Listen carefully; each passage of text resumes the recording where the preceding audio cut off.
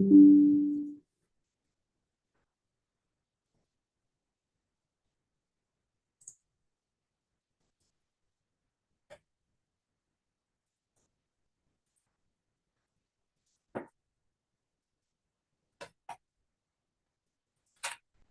10 p.m. I think I did know. Okay. Yeah.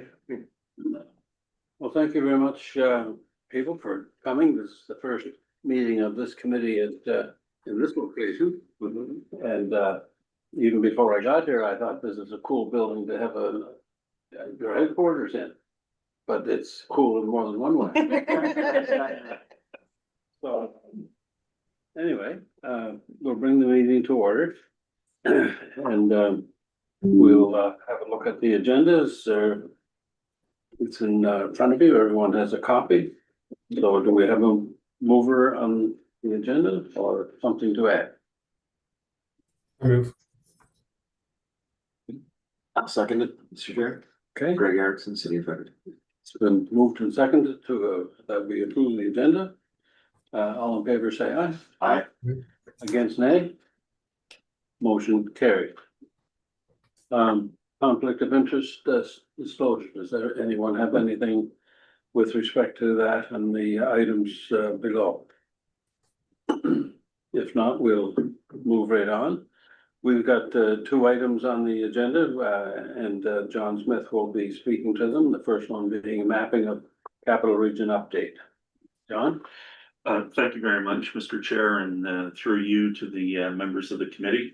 If just and for those online, you can see Kelly's hauling up our website, the front page of our website, and you're going to see three new asset maps on there. These came into effect kind of over the summer months, and we just wanted to let you know. So we go on when you come into our homepage. This is our homepage here, and if you scroll down and you look at community development, we have two asset maps on there. We have a healthcare ecosystem map, and what this was designed for was to let people know in their communities where they are.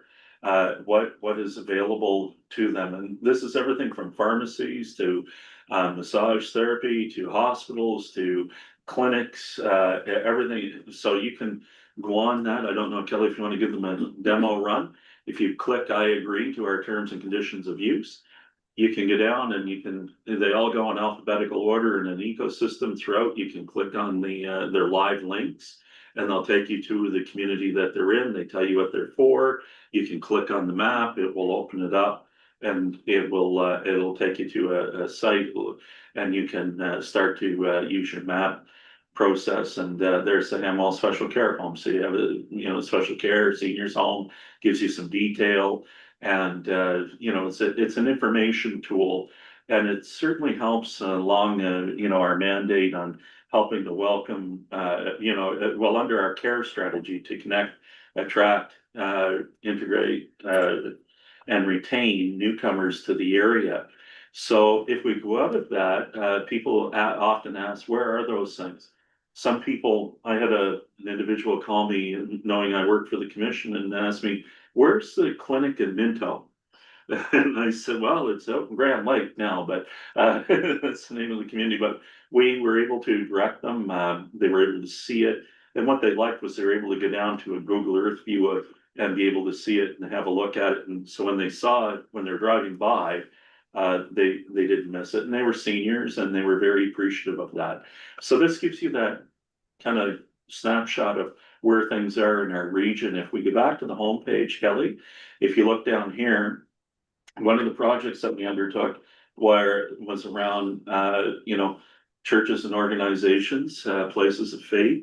But not only that, but a lot of people go to churches to ask for help in their communities. A lot of people go there for socialization.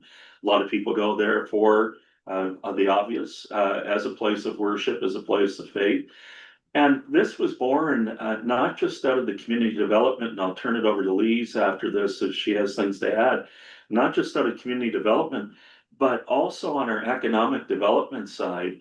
People would ask, what do you have as places of worship, places of faith?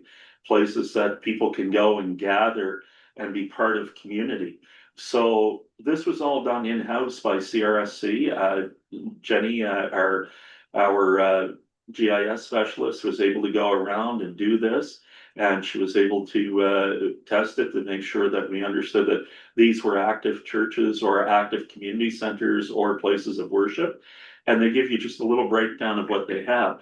And we all know that, you know, places, churches and places of worship, depending, irregardless of the religious affiliation, are places that want to help people. So, and then Kelly, if we could, I would just ask if you go back to the map. And the other one that we had done, or sorry, document homepage, I should have said, I apologize. And then you go over to recreation, culture, and sport infrastructure.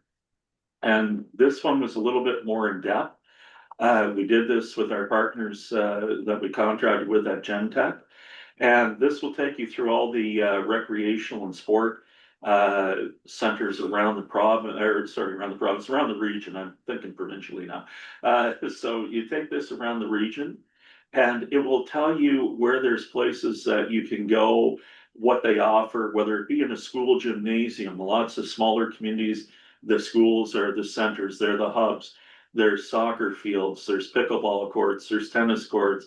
You know, not to pick on Minto, but they have and there we go. We got the Tracy Recreation Center, and they even got darts, you know, for those who'd like to play. So there's lots of information out there. And this again, too, was born out of people coming to the area, newcomers, asking what's available. A lot of times there's interest in free space, and free space meaning the baseball fields, the soccer fields, those types of things, outdoor arenas, outdoor rinks, skating tracks, whatever that may be. And we know that there's an abundance in our, you know, in Fredericton, our capital city and our largest partner. But there's an abundance, there's a lot of space out and around the region. And a lot of people had asked, where can I go? Where can my kids play? Where can they, you know, everything that you can imagine. And they wanted to, you know, participate in sports. And you'll see some that are maybe a little, there's the Rushagonis Community Center. And so we put all of these on there because they offer opportunities for these spaces. And these were tested with the CAO group that we meet with quarterly, and to ensure, and for those that have larger staff and professional teams around this, they took a look at it as well and had a look just to ensure that we captured what we needed to capture. So again, born not just out of community development, but economic development and even tourism opportunities with these. All three of the maps, you know, we have people that are coming, traveling with children now. I believe, and Director Erickson may want to correct me on this, Mr. Chair, but I believe, Director Erickson, I heard there was 13 or 14 weekends booked with ball tournaments alone, various levels, like baseball, softball, little league, senior league, the whole bit. Just in the city alone this summer, and some of those had spill off into the surrounding communities. So they when they come, a lot of times they're staying longer. People are staying longer, and they're looking and they're asking, well, where could I go and practice my faith if I wanted to in the area or in the region? And people can direct them, or they can direct them to the website, and it can certainly help them. And we've had a lot of positive feedback so far. We've done only a soft launch. We haven't done much to promote it yet because we wanted to see what kind of traffic it would get and what kind of feedback we would have on it from that. But so far, it's been quite positive. Anyway, Mr. Chair, I hope I didn't take too long, but if any of the members have any questions, I'll certainly be more than glad to help answer. That's a great asset to have. And so would there be a plan to put it out to the public so that the public knows it's there? Yeah, so right now it's on our public facing website. And we'll be doing a piece here in the fall through our communications, and and promotioning branch or marketing promotions branch, I should say. Brad will do that, and that'll be a social media push in the communities. A lot of our ads, we do it, we're extremely diligent and frugal in how we do our social media marketing. Oftentimes you'll see it when you're looking at the Weather Network, you're looking at the CBC online, you're looking at all these different factors. A lot of the hard marketing is done in community. So we put up our website and our logo, and we're in 55 gymnasiums, arenas, and ballparks around the region right now. And we have people calling every day and say, hey, how can we get a sign up? And Brad and his team, they go out and they put those up, and I believe we actually make a small donation to the group that allows us to put them up. It's not very much. It's like $50 or $100 or something like that. But at the same time, it's an added bonus for us. If you look at some big centers like the Aitken Center, we're in there. You look at some of the smaller centers and some of the more rural areas, we're in there as well. It's equally done, and it's all the same around the region, so that people get to know the brand and the name and the logo. And also, if I may, on a smaller scale, as needed, for example, our faith-based one, our churches or whatever, we've had a few requests. For example, the city of Fredericton, Gwen McIntyre, who works there, they were working on a project to find inexpensive meeting places. So I said, well, Gwen, as a matter of fact, churches are one of the most inexpensive places you can get, and they often have a kitchen. And so I shared that information. So it saved Gwen a lot of research and working on her database. We've also shared it with other places like Nursing Homes Without Walls, or as they come up through our resiliency meetings and other meetings that we have, if I think that it's useful to share it with sometimes a seniors group or a group that's looking for inexpensive, meeting rooms, or looking to see where all the churches are, we share it as needed. We would have shared it during our meetings, and but it's always there on our website. And more as Katie and I add things to the website, we've been uploading information on grants and information on meetings that have been held in the past or whatever. We're going to refer people to that. The more we populate the website, the less we have to kind of continue, sending emails out to distribution lists. People will now know, hey, I just need to go I'll find some minutes, or I'll find some, some pictures of the people when we met in Harvey, or I'll find these databases, these three links. So yeah, but when we think it's valuable, it's like, I'll just attach it to an email and said it's a good tool. Yeah, it is. I'm glad you mentioned that, because I'm aware of having to go to the church basement when it was raining one day. Oh, for a yeah. meeting at basically, no charge, or very little charge. Yeah. We can rent, for example, Forest Hill, where I go to church, $85 for the day, and it's an entire gymnasium. You Yes. know what I mean? So, And kitchen. yeah, and good kitchen too. Yeah. So, yeah. You put some great cooks. So, Yes. One of the members has their hand. yes, go ahead. Just a question around, I guess, how the information is being populated or where it's being pulled from, in particular, like with the healthcare ecosystem map. I guess in terms of how you add to it or update information, and whether it is in line with what is in 211. Just curious. Go ahead. Mr. Chair, thank you, Mr. Chair, through you to Member Pepin. We've been very careful to take on the first tranche of this. Director, we've done that, and we've been very careful to ensure that we've gone in and used all as much open source data as we could, and then we verified that open source data. Our next round will most likely take a deeper dive into the 211 system as well to ensure alignment. What we were really trying to do was get a base product together so that we could start to develop that further. The updating of it will happen annually, the same with all three of them. It's a bit of a lift. The biggest one, of course, being the sport and culture piece, because things change in communities and we got to be aligned with that. Often for the health ones, they're the ones that are gonna add the most to. So we are looking at that, and yes, we did do as much verification, even to the point of sending people out to ensure that the assets were accurate in terms of that, so. We did send it out and ask for verification, and we did receive feedback, and again, I believe we had sent that to the CAO group as well, or individuals in the communities. I hope Thank that answers your question. It does. I know with 2-in-1, there's a lot of challenges with keeping the information up to date. So that's just where my mind was going.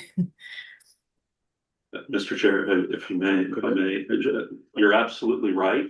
The accuracy of the data depends on really the timing of the year when you take the data and input it. And then verify the data and test it to ensure that it's accurate. So it's gonna be a constant thing. But so far we've been able to do 2 of the maps in-house.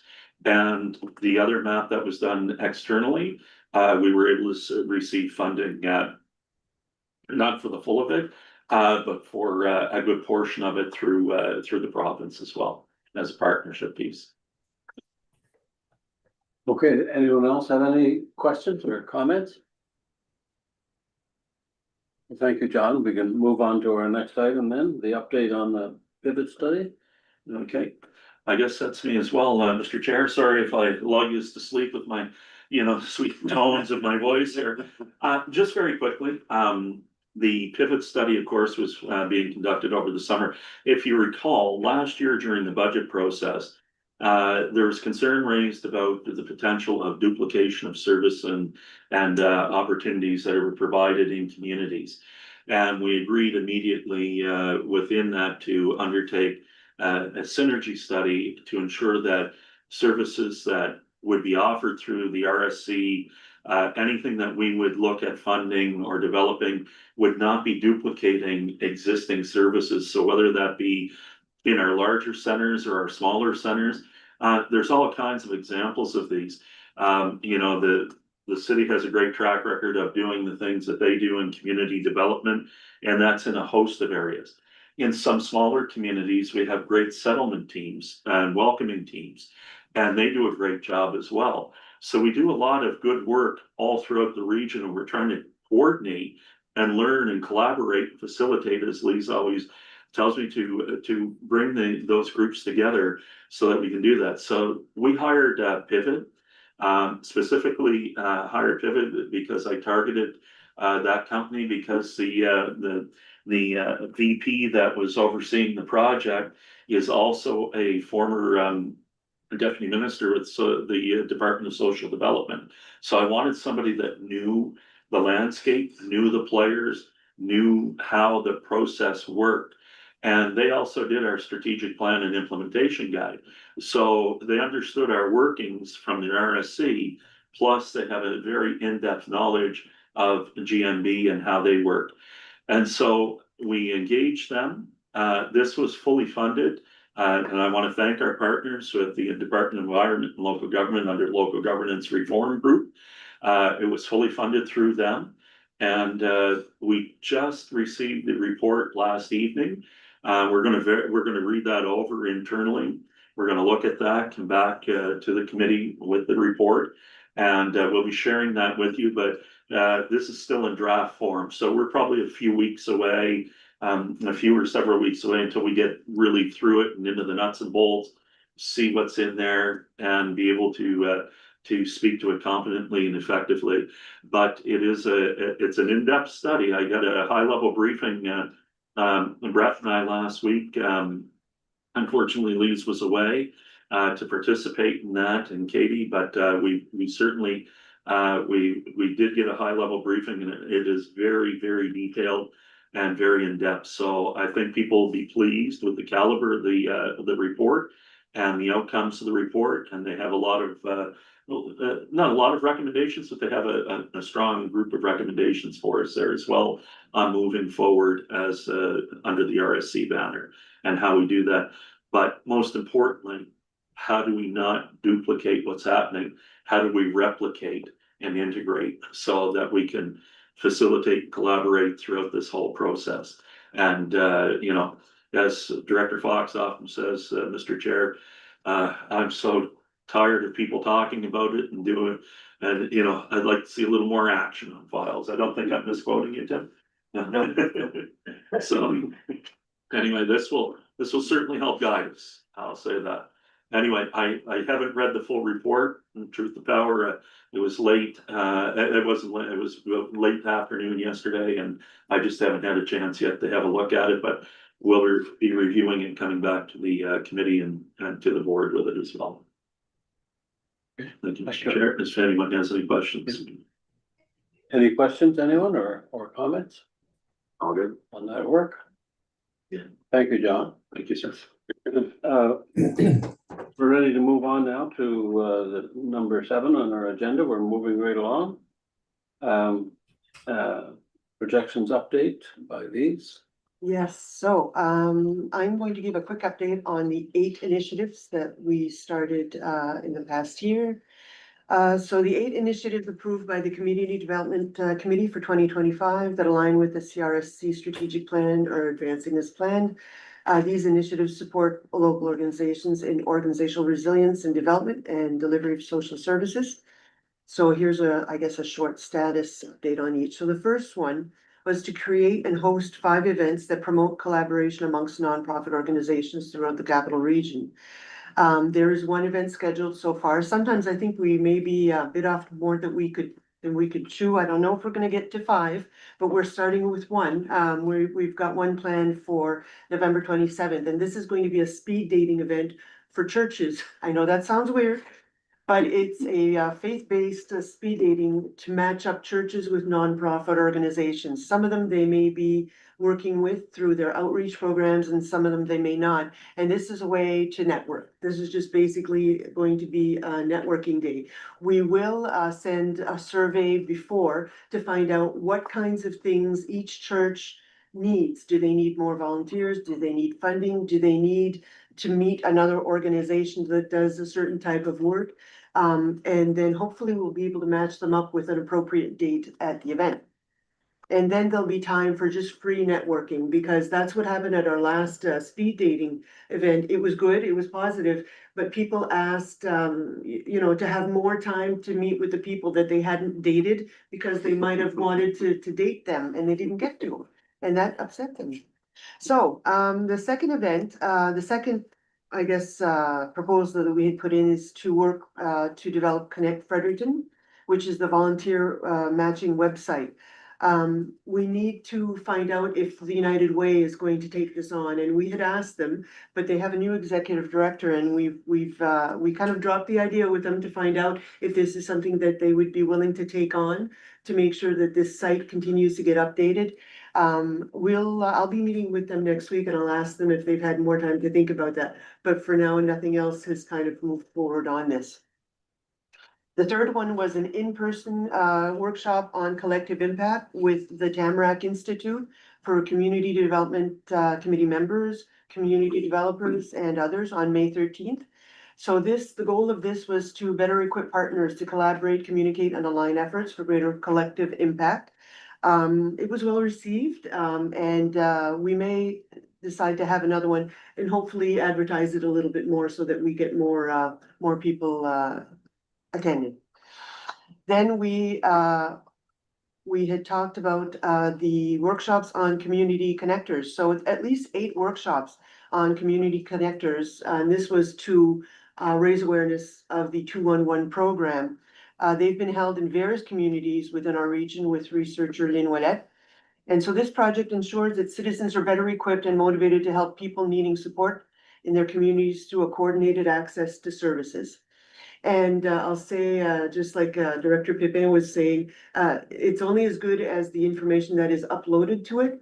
And it's also very important that it be kept up to date, because we rely, Carrie and I, through our planning, we rely on their unmet needs report that you can generate, which I also shared with the city of Fredericton through Gwen McIntyre. It's neat to see, you know, from one report to the next. Last time we talked about seniors needing people to help shovel their steps. Well, this time we were finding out about other issues that are going on, that of course there's that don't apply because there's no snow, that, you know, those ones weren't a problem anymore. But there are new trends popping up, and that unmet needs report helps us see those. So it's very important that the 211 site be there working and with all the navigators, but it's important that nonprofits upload their information. We met a few new nonprofits when we were in Chipman, and we reminded them that they may want to upload their information and their coordinates so that when the navigators are looking for information on their services, that it's there. So we continue to do that through our resiliency network. There are still plans to convene leading members of communities living with disabilities to strategize ways to enhance social inclusion and connectedness in community in order to build capacity among organizations who represent our most vulnerable citizens. So this will be done in collaboration with our partners at the City of Fredericton and GFSI. Gwen McIntyre and I and Sandy McKinnon have been talking about establishing a steering committee to this fall so that we can organize an event during National Disabilities Week in the spring of 2026. So the work that will be done this fall will likely be just holding meetings to establish the steering committee and start planning the work around that between the three partners. The next one was partnerships among faith-based organizations in the capital region. And of course, that is being strengthened as we meet every month.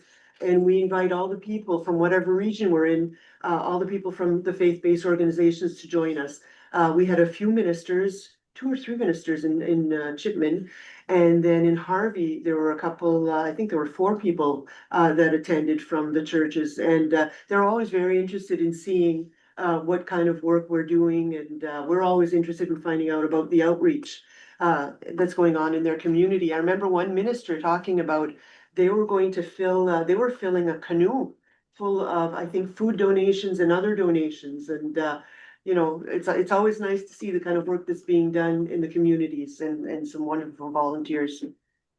A grant writing workshop was presented by Porter O'Brien on March 20th, as well as a course on financial sustainability, best practices of not-for-profits and charities in today's world. And this was put on by KPMG. Participants explored grant writing techniques for unique regional contexts, and through KPMG's presentation, participants learned about the advantages and disadvantages of applying for charity status, as well as other important financial practices for nonprofits. This was quite popular, and since then, if people have said, I'm sorry, I missed that, do you plan on putting it on another one? So we may be putting on another one in the fall.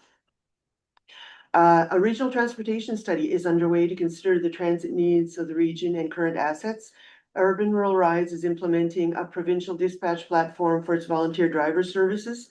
The name of the company, I believe, is Blaise, and other transportation initiatives with support of $2 million from the provincial government. This platform has already begun to coordinate various public transportation services such as car shares, ride shares, fixed route, and variable rural bus services. We are continuing to try to expand the number of volunteer drivers around our region. And as a matter of fact, they're doing so well that in Arcadia, they want clients. So they have drivers, they have people who are willing to give drives to people, but they don't have enough clients. So again, we're trying to work with a few other communities to see if we can't get them to hop on board with Urban Rural Rides. But that is up to each community. So the information is there for them. And then knowing that our budget will allow for us, and knowing that possibly the Connect Fredericton would not be going through this fiscal year because we'd not heard back or there was no interest yet from the United Way. I was approached by Dr. Lindsay Crump from UNB. We had already given Dr. Crump a grant or 2 grants, one from Resiliency, one from the Capital Region or ESIC through Community Action Grants for her Come Over program for counseling for mental health for some seniors, because they were finding that their psychology students were not getting enough practice in counseling seniors. And so we helped them raise awareness and to advertise to bring people for some from counseling for the students to get some help in or some practice, and also for these seniors to get affordable counseling. And it was a wonderful success, so much that 2 students decided to accept a residency here in Fredericton. And so they were hoping to continue this in the fall, and they said, we've got everything in place already, we just need a little more money, we need $1,500. And we were able to provide that so that they could continue the program this fall. So this is a quick decision after checking with the executive director, and he said, yes, this is, if you think that there's room for this, and we were doing well in the budget, we were going to have a surplus, so we went ahead and sponsored this as well. And it's been very exciting also for the faculty of psychology and the students. This is something that they didn't know it would be this popular, and they found great success. And so I guess that's my update for the eight projects. Are there any questions on that part of my presentation? No questions? One question. Okay. How do we access that update This update here, I can send after this moment? Like, Oh, I is can there- send is it there to a you. Copy of minutes, or are we gonna see Yeah. a written version of this? We can provide. I can certainly provide that, That's yeah, lots of it'll. information just to. No, absolutely, there'll be a summary in the minutes, but I can actually give you my typed version, I can actually send that to you. A as digital email. one would be fine. Yeah, yep, so I'll write myself a note, because if not, I will forget. Yeah, because it's a ton of information and it's Yeah. all I coming to know. us fresh and it's not And distributed I- in advance, so we can ask I questions. should have, I here and so on and so apologize, forth, no, so- and and I think I just skipped that, it's been a few months, and in advance, yeah, this would be much better if I were to send it to you in advance, so that's what I'll do next time, apologize for that. Oh, no. So the next update will be ESIC and OPT4, so Economic and Social Inclusion Corporation, and as you know, I'm the SIN coordinator, or the Community Inclusion Network representative for our region. So we're in the process of completing our application for the ESIC transportation grant. Most of that is done, thanks to Kelly Taylor of Urban Rural Rides. She's the executive director. And we need to add an additional addendum on our regional focus or other transportation initiatives. I was preparing that this morning, and we're just going to mention that we're waiting for the results of our transportation study before we can offer much more information. And I know that the city has undertaken a transportation study of their own. So, we don't have enough information to add to that, but we're happy to provide ESIC with more information later on. The one thing that we will mention is that we will continue to help Urban Rural Rides find drivers around our region. So yes, this is going to be for three years, so it's wonderful. ESIC has set it up so that we don't have to apply for the transportation grant every year. Well, we're applying for a period of 3 years this time, so that'll save us some work, but the reporting will be the same. We'll still have to report in to make sure that everything is working well. And Carrie and I are developing our regional plans together. Mine will be for a period of 2 years, and we'll focus on the areas determined following consultations with our focus group. And of course, our focus group is the same as the Resiliency Network. And the deadline for mine is September 30th. So plans are underway. We're going to be working with our Resiliency Network on September 18th to further elaborate the ideas we already have. There are already some strong themes showing up, and we're just going to work on developing those in the next few weeks. The first round of grant applications for ESIC is now open, and the process will be explained at our September 18th meeting as we go over the application forms with participants.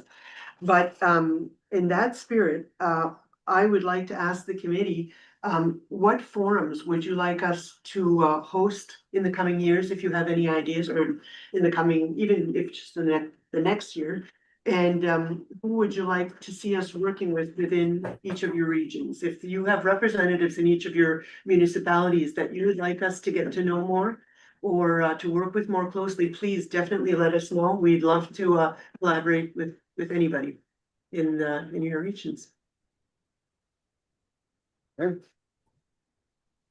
Lee, will you be able to reference what you just requested at the Absolutely. next meeting? Okay, yeah.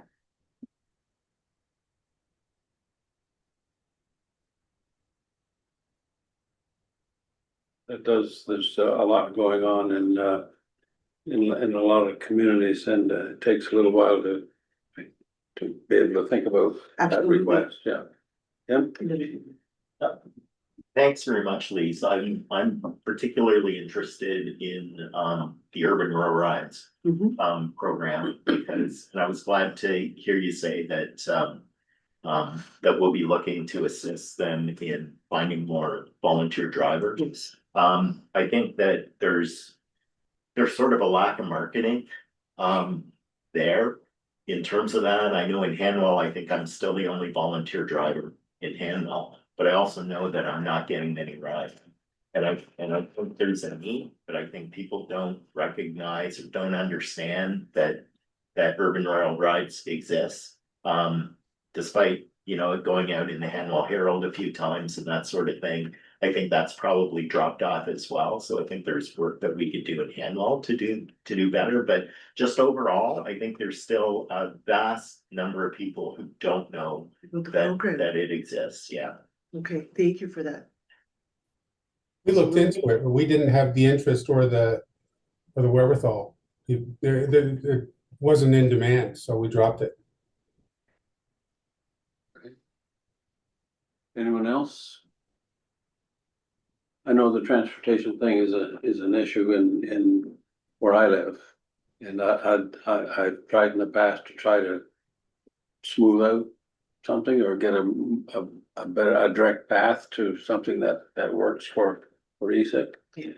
With, haven't had any luck yet, but maybe we'll have a chat afterwards if we have time. Yes, Yeah. I know that there's been discussions. Yes. Positive discussions. Yeah. Yeah, we continue to keep the communication lines open. Yes, yeah, okay, if there's no more, we'll move on then to Carrie's presentation on the resiliency network update.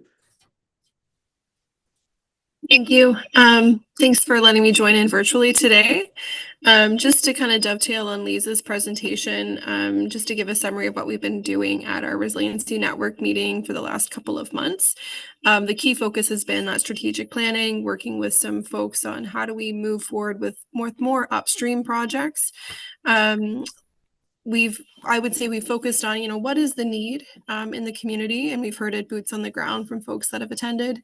What is that long-term desired end state? So after a year, after 2 years, what is it we're actually looking for, and putting a definition on that? And then who might be able to help us, whether it be to pool and collaborate on our resources, or kind of work in greater capacity together. So just as a high level summary, what I'd like to share is a bit of the themes. And I know Director Fox was able to join us in Harvey, and it was unfortunate that we were able to miss Director Pepin, but we've been involved in that process for the last 3 months of asking folks at our table, what is the need? How can we help? And what are we fixing ultimately? What is the end goal? There was 10 key areas that seemed to kind of theme forward in the last 3 months. So I'll list them here. Health, so everyone having a doctor or access to health services, of course, is the vibrancy of a community. Food security continues to be a common thread amongst many. Transportation, as we've talked about today. Housing as well, so accessible housing for folks of all types. The key area of homelessness is number 5. Resource navigation. So to your points around, we don't know if Urban Rural Rides is out there. We don't know what we don't know. So that has come up in terms of just general communication, how information is flowing through community. Number 7 is climate. And of course, we're seeing that with what happened in our wildfire scenario, and we still live in that right now. So the impacts of what the climate is having in our communities. Accessing childcare, just becoming an increasing need in communities as folks are going back to work or not having programs available. Support for aging in place. And then I would say number 10 is that kind of the interconnector of all of those is that social isolation and across generations. When we speak of social isolation, it's not just for our senior community, we are seeing it at a greater rate in our youth. So what we've gone through in our last exercise is thinking of what are some upstream, midstream, and downstream solutions for projects that we could.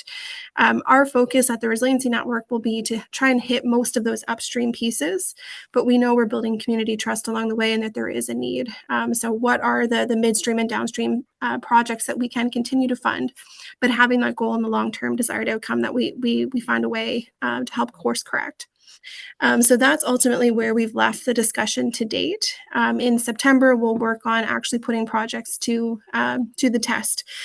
So we'll go through and come up with, you know, what are the projects that we can work on collectively. And I think that's the big focus for us at our table, is that, you know, together we can do so much more. So we'll have folks that are reaching out for money and funding. But I guess our question is, how can we kind of build capacity with that dollar and see who might be able to help us? So to Lisa's point, with the faith-based community, we're doing a lot of outreach in that sense. Is there a way that we build capacity on files like homelessness or food security or climate change, that we support it together? And that's the key focus in that. Other than that, Lise and Katie and I had a great meeting yesterday to plan out our 2026 year. So we are looking more strategically at how we're working with our partnerships, of course, with our alignment team as well. So not just with the Service Commission, ESIC, and JPS, but we're looking with our partners, of course, with Horizon and with public health. So I know Director Pepin wears a couple of hats, but being one of those folks that are at that community development table and helping us to kind of navigate what does this look like for the region. So we're kind of, you know, working out what that looks like. Our funding year is coming up, so ideally our projects are wrapped up by the end of December. We'll get a project report in October for the resiliency funded projects. And then we'll submit what we call the Regional Resiliency Action Plan in November. So we're gearing up for, I would say, another successful year ahead. Our goal is to still do and host our meetings across the region. So the three of us mapped out where our meeting locations would be ideally, and we'll have kind of our action plan for the whole year and be able to introduce that to the distribution list.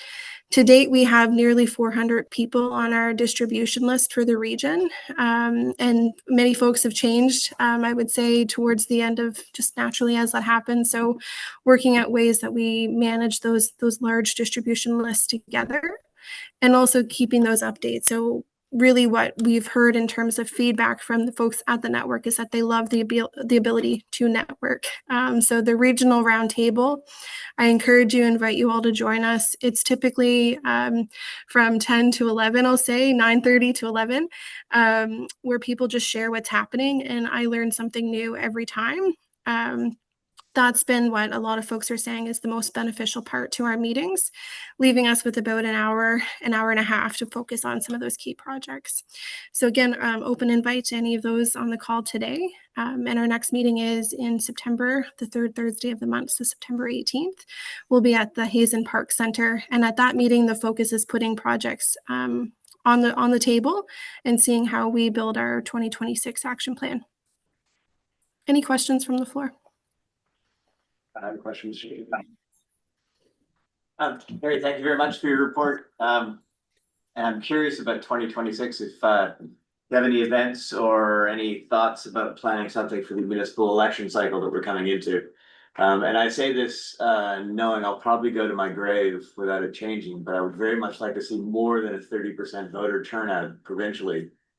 And the way we do that is first just by getting the word out. I mean, even if it was just a series of emails that went out through the network saying, you know, part of being resilient is having a number of people in your community that can perform political administrative duties of councillors and mayors and so on and so forth and whatnot. I'm sure better language can be generated. Yeah, that's my question. I think that's a great point, Director Erickson. I know in our planning yesterday, we did plan around, okay, election date is here and those pieces. As a project, the question that Lise posed to the table earlier, I think that's something we should definitely be focusing in at. I know in my new role, that's definitely something that's on my radar and likely on John's as well. So I think it is, how do we encourage that vote? And of course, in municipal government right now, we're talking about that civility, just being good neighbors. And I think that's been a lot of the undercurrent in some of the conversations as well is, you know, how do we help people understand that this is important and that civil duty of volunteering and all those different pieces. So I think that's a great upstream area in supporting that vote. Here, and it might also be a great idea to do an orientation meeting for those who survived election day, sometime in June or July. Right? Right. Because the network is certainly something that I think all elected officials should be plugging into. Incredible. Okay, wonderful. Duly noted. Yes, through you to Gary, I guess in tandem with that, I think there's also a need to try to encourage more people to run for office. 50% of municipal, elected officials are, acclaimed. And so there's really a need to increase that. So if that can kind of go in tandem with getting voter turnout, that would be great too. I share the concern over the not only the turnout, but the number of people who drop out very quickly. And the number of new councils that experience difficulty. So I'm not sure how best. I know the elections people for the province have to be concerned about that as well. But if we could support that in some way, it would be good. I know they typically have a meeting in advance of the people who are interested, but I often think that it takes more than one meeting. I remember the transition committee for reform, and we had several meetings. And it took several meetings to sometimes to get one point across. Because often we have to hear things more than once. I know I do. So, but I share that concern, and 30% is not a very good percentage to have. And when we look around the country and around our hemisphere, with respect to the democratic processes and the democracy is messy, but what's better is the question. And I don't think we've come up with anything that's better. So that might be a factor that a lot of people see for 2026. If they pay attention to the news, they know that democracy is in many places is under attack. And I think we have to be active in supporting it. So I hope we can kind of keep that on our agenda somehow in the next several months. And it may take a contact with the provincial people, because I'm sure they'd be looking for any assistance that we may be able to provide. So I think that's an important thing. Thank you, Greg, for bringing that to our attention. Okay, it looks as if we've finished our agenda, and we've only got 13 minutes late. I think we'd be allowed to adjourn if that was appropriate. I think, Director Harris, did you have a question or comment? No, nothing. No, you were getting in there early for the adjournment. I thought you were, I didn't want the chair to miss you. Oh, no, fair enough. No, I appreciate that. There's nothing I enjoy more than, Closing the meeting. Yeah, good, good community meetings are great. And then it's a shame to end them early if there's anything else on the table, but I don't believe there is, as the chair pointed So out. if we have nothing else, then I'd invite a motion to adjourn. Sure. I'll move to. Okay. Thank you. Our meeting is adjourned. Thank you very much, everyone. Thanks, everyone. Thank you. See you, everybody.